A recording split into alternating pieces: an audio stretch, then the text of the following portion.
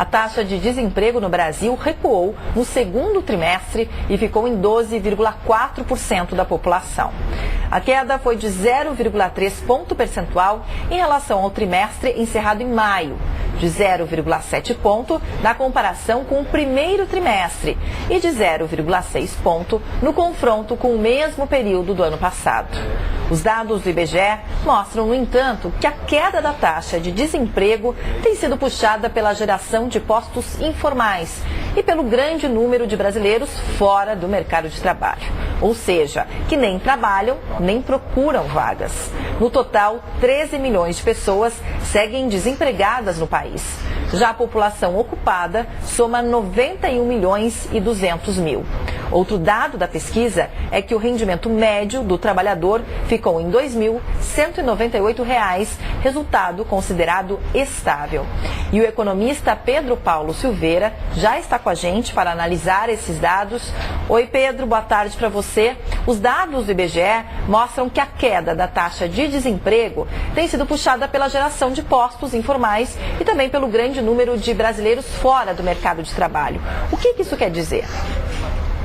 Quer dizer, antes de tudo, que precisa melhorar. A economia precisa gerar mais investimento, precisa gerar mais oportunidades. Com isso, aparece o emprego formal. O chamado emprego formal é aquele que tem registro na carteira de trabalho, que tem um contrato de trabalho explícito dentro da legislação trabalhista, que está ali bem claro, e é uma relação regular.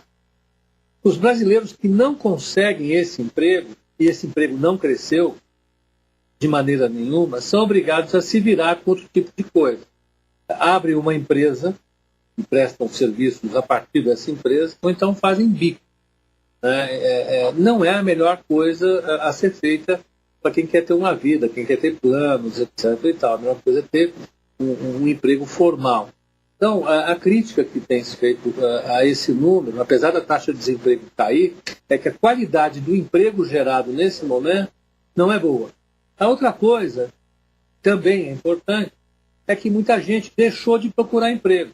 Como conseguir uma oportunidade está cada vez mais raro, não tem sido fácil as empresas se animarem a convocarem um processo de seleção, muita gente prefere não sair de casa, prefere ficar em casa, não ter o gasto de ir até um bairro, outro bairro, até o centro da cidade, procurar um emprego, gastar dinheiro com alimentação, com condução.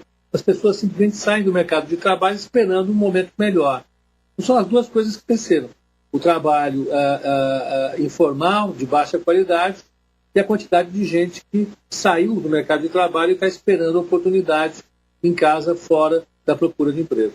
Esses dados aí que você falou, né, são históricos, né? O número de brasileiros que não trabalham e que nem procuram trabalho, né? Mais de 65 milhões, teve aumento de 1,2% em 3 meses e em um ano a alta foi de 1,9% e esse já é o maior aumento da série histórica dessa pesquisa que começou em 2012. Agora, o número de trabalhadores com carteira assinada no Brasil acabou caindo, também reflexo disso, né? Isso quer dizer que tem muita gente no mercado informal. Agora, quais são os problemas aí para o Brasil, para os trabalhadores, diante desse cenário?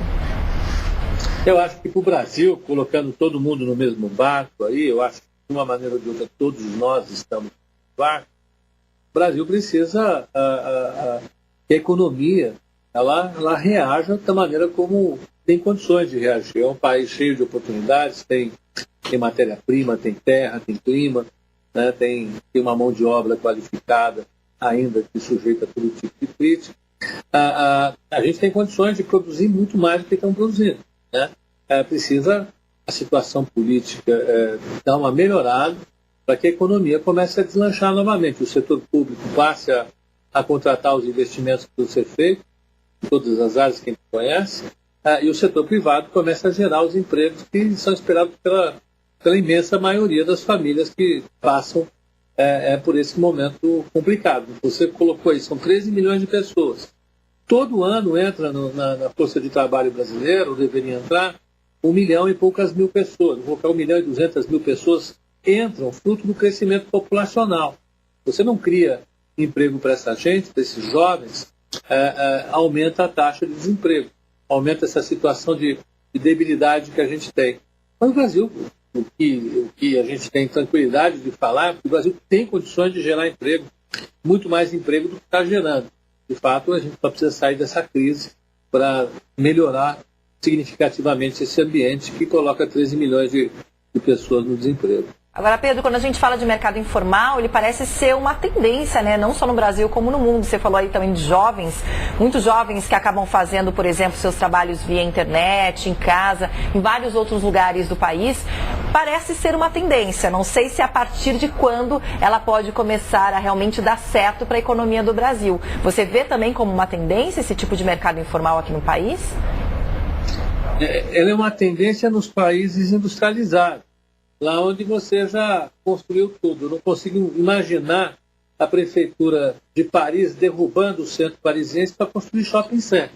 Né? A França não precisa de mais escolas públicas, não precisa de mais hospitais, tampouco o Canadá. Agora, o Brasil, que é um país que tem ainda uma população jovem, que ainda não tem todas as suas escolas, não tem hospitais, não tem uma infraestrutura pronta, ainda tem condições de empregar muita gente. Eu acho que a gente chegar no estágio para pensar assim, olha, o trabalho ele tem um problema de debilidade de oferta por conta da inovação tecnológica, até a gente chegar nesse ponto, vai demorar um bom tempo. A gente tem uma lição de casa para fazer. Nesse caso, seria uma boa doença, vou colocar assim, o nosso patamar de preocupação seria outro. Países que têm esse tipo de problema hoje têm uma renda per capita anual ali por volta de 50 mil dólares. A nossa não chega a 20 mil dólares. Então, até a gente ter esse problema, vai demorar um pouco. Nós temos mais coisa para fazer antes de nos preocuparmos com o desemprego tecnológico. Então, o melhor é que esse pessoal que está em casa não querendo gastar vá realmente atrás de emprego, né? Apesar da sequência aí de recuo dos últimos meses, a taxa de desemprego ainda tem se mantido acima aí dos índices que foram registrados nos últimos meses do ano passado. Qual que é a expectativa aí para os próximos meses para a gente chegar até o fim do ano? Olha, uma empresa para contratar, vamos falar do emprego formal, tá? Uma empresa para contratar, ela precisa ter muita segurança do ambiente em que ela está projetando um futuro de curto prazo, de médio prazo, de 6 meses a 1 ano. Quando ela vai demitir alguém, ela tem que decidir sobre tirar do seu quadro de funcionários alguém em que ela investiu durante um bom tempo, investiu tempo, dinheiro, enfim, é uma pessoa que conhece toda a estrutura da empresa. Antes de mandar embora, a empresa tem que ter certeza que a situação não vai melhorar durante um bom tempo.